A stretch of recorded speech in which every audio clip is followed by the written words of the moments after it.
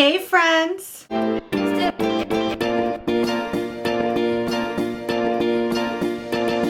My name is Desiree, aka Mama Friendly, and I do all sorts of videos on my channel.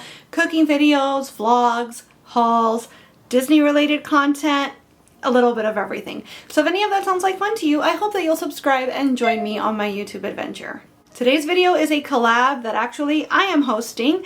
I thought it would be fun to do a pie day collab, you know, like pie 3.14, etc, etc, and pie as in the lovely dessert we all know and love. So I know I personally love a theme, and especially if you have kiddos, this could be a really fun way to incorporate the two things. So I invited a bunch of my friends to participate with me and share some of our favorite pie recipes for you today. Because this is a collab, there's going to be a playlist. So if you look in the description box of my video, you're going to see a link to said playlist so that once you've watched my video, you can see what all of my friends made for today as well. Now, I personally eat gluten and dairy free, and all of the recipes on my channel are gluten and dairy free as such, so today's will be no different. But just because you have allergies or eat in a particular lifestyle doesn't mean that you are exempt from delicious treats. Case in point, today I'm going to show you how I make chocolate pretzel pie with a completely allergy-friendly recipe. I have a ton of pie recipes on my channel, by the way,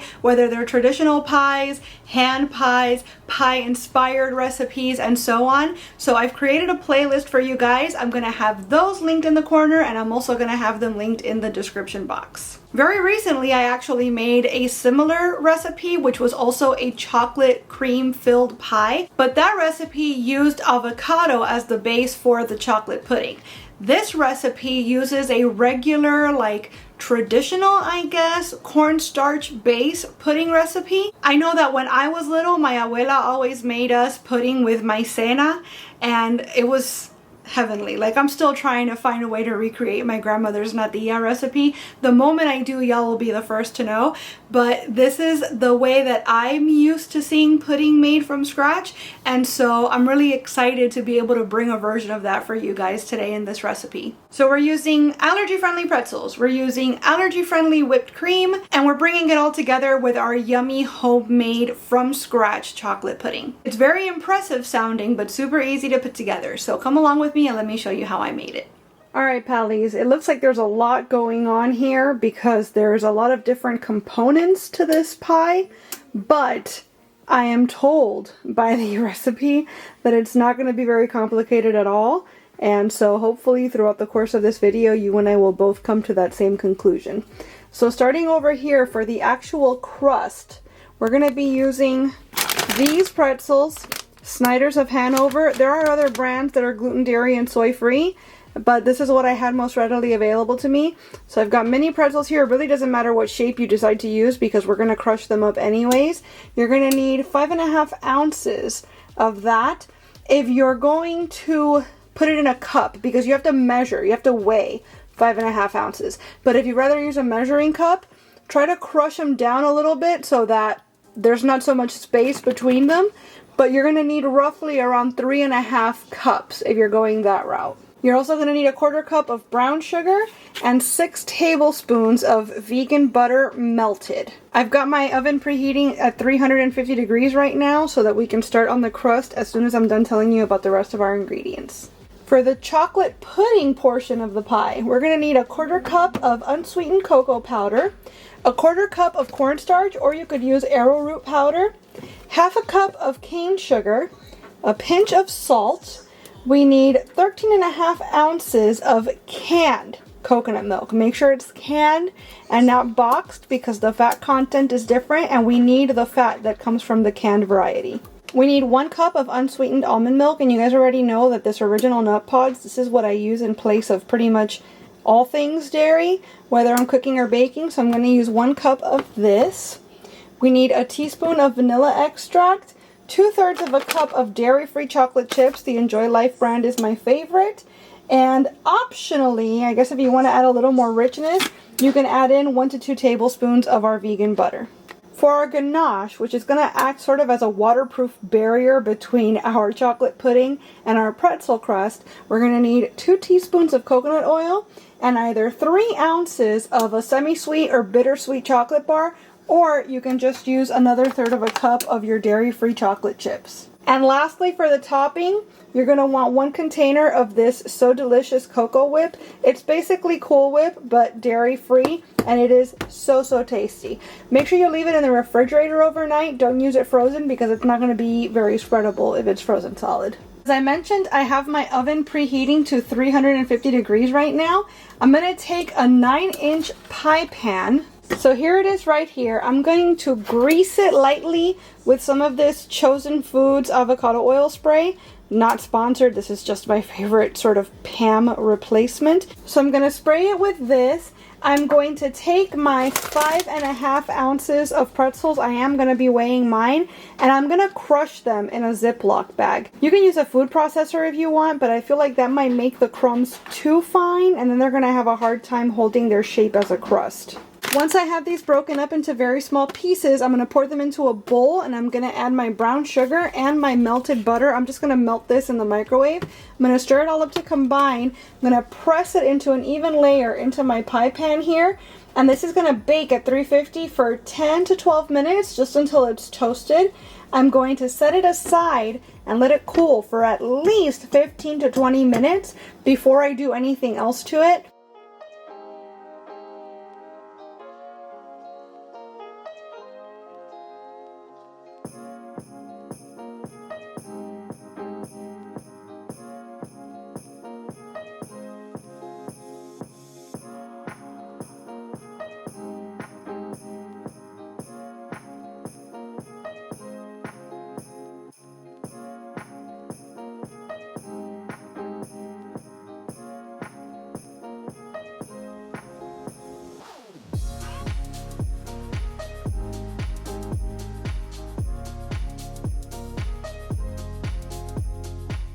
Okay, so now that our pie crust is in the oven, I'm going to move on to making the pudding.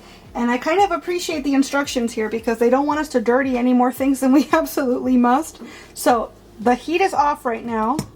There's nothing going on here heat-wise, but I've got a saucepan, heavy bottomed preferred. I don't know if that's what this is. I don't think so, but I don't think I have one. This is what I've got, so this is what I'm going to use. So in here, again, with the heat off, I'm going to get a 1/4 cup. Kiddo has joined us, by the way, and he's blasting his iPad, so if you hear background noise, that's what's happening. We're a real-life family in a real-life house, so background noise is bound to be a thing. But yeah, here's a 1/4 cup of the cocoa powder right in there. We're also going to put in our 1/4 cup of cornstarch. And again, you could use arrowroot powder instead if you have it on hand. I don't, and I did not want to have to buy it just for this recipe, so cornstarch it is. Perfect. Our 1/2 cup of sugar, like regular white sugar. Okay, so that's all in. And our pinch of salt. So I'm just going to go ahead and incorporate all of that.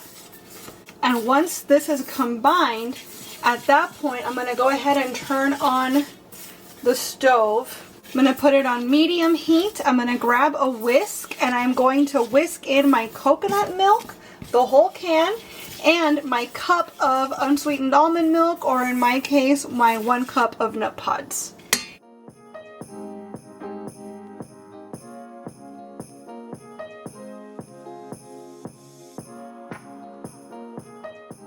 So you can see it's a little bit lumpy, a little bit powdery. They want us to whisk until it's completely smooth, but then we're meant to continue whisking until the mixture comes to a gentle boil. So I got tired of whisking after a couple minutes, but it did eventually come to a gentle boil at medium heat. And so at that point I continued whisking, and as you can see, it's a nice thick pudding now, right? Beautiful pudding texture and consistency. So I've taken it off the heat, and now we are going to stir in our chocolate chips. So that's 2/3 of a cup. That's 1 and 2/3 of a cup right there. We're also gonna put in our vanilla. Boop. That's about right, I think.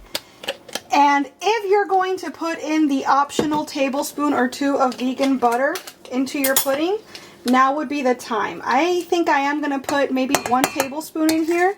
Probably doesn't need it, the texture looks good. But you know what? It's a dessert. The richer the better, right? So we're going to mix all of this in, let everything melt and become one cohesive texture. And so now we're meant to kind of let this come to room temperature, but it does say to stir every once in a while because you don't want your pudding to develop a skin as puddings tend to do. In the meantime, I have already taken my pretzel crust out of the oven, so let me show you that. Here it is. I'm letting it cool for the full 20 minutes. About 6 minutes have elapsed so far.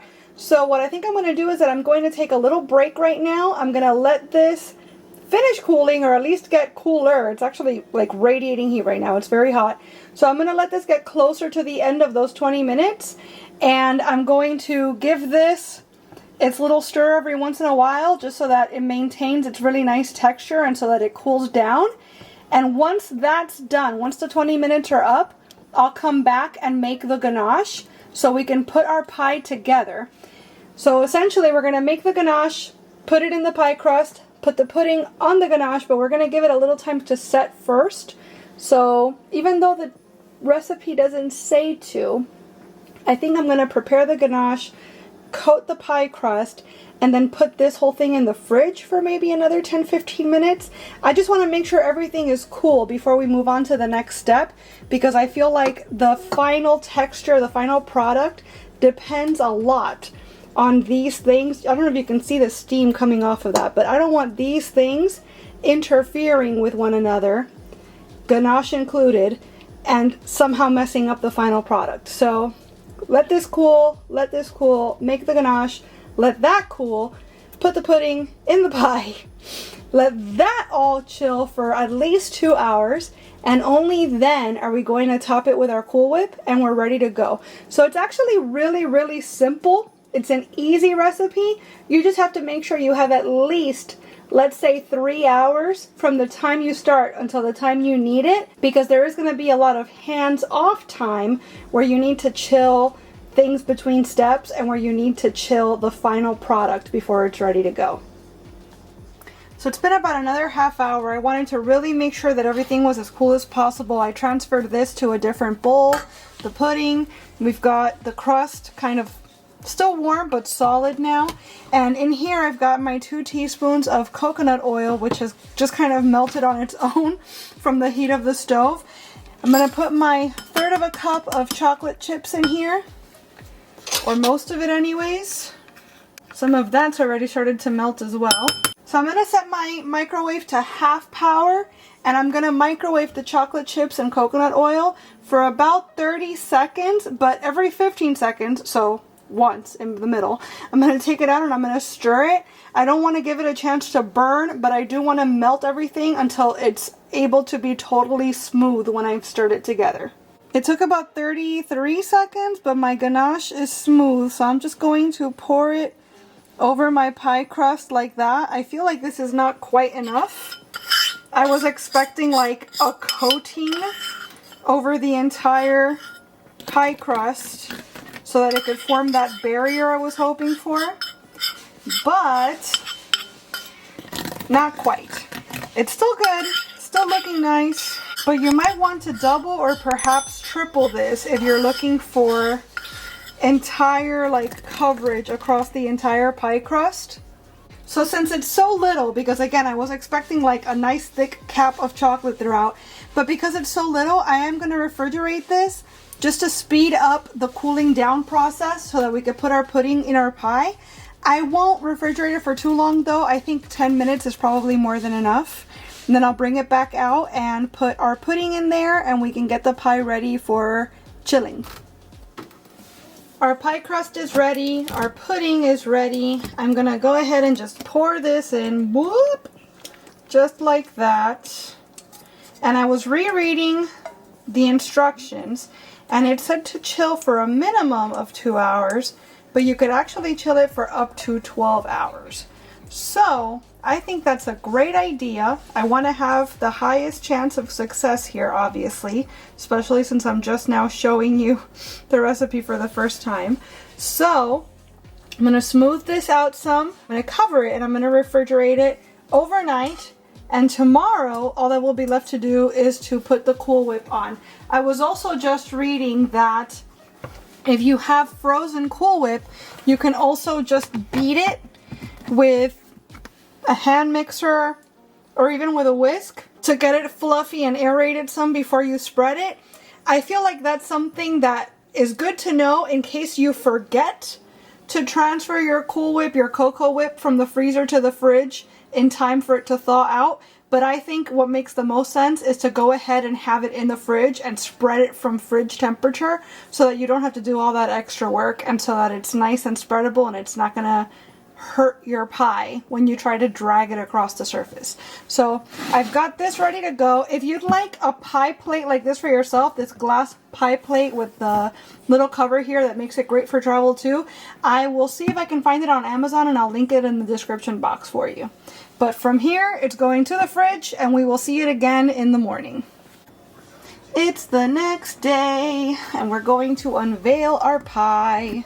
Obviously nice and chilled, so everything should be cohesive. Look at that, so pretty. I mean, it's definitely rustic looking, right? Because there's more crust on this side than on this side, but it's homemade. That's what you want. You don't want it to be perfect. You want people to know that you made this with your own hands. So I've got my Cocoa Whip here. Let's open it up. Doesn't say how much to use, but I'm willing to bet it's because they want you to use all of it. Let's start with half and see how that works. Bloop. See, nice and spreadable. So you could do this from frozen and whip it like I mentioned, but this just makes more sense to me. You know what? We're gonna go in with all of it because half is not enough. Boop, boop, boop, boop, boop.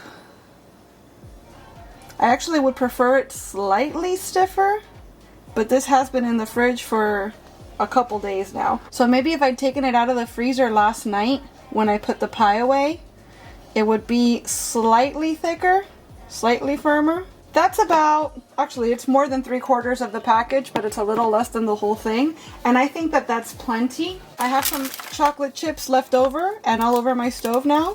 So I'm gonna sprinkle these over the top as like a little garnish. That's gonna be cute. There you go, that's pretty, right?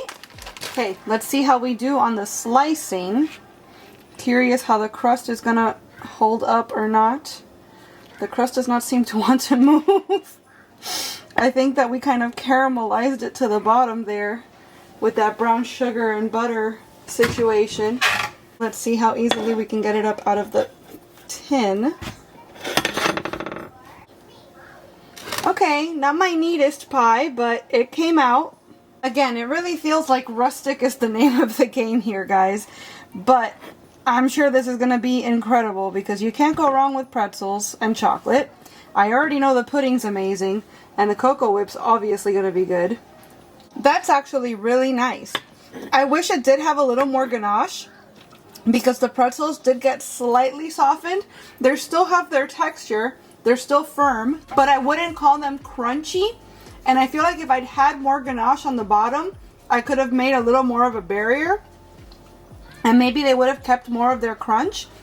But the texture contrast against the pudding and the whipped cream is really nice. The saltiness from the pretzels with the sweetness of the chocolate and the cream is also really good. I am loving this. 10 out of 10 for sure. Alright friends, that's how I made my chocolate pretzel pie. It was delicious. The pretzels could have been a little finer, but that's something that's up to personal preference. It still worked just fine.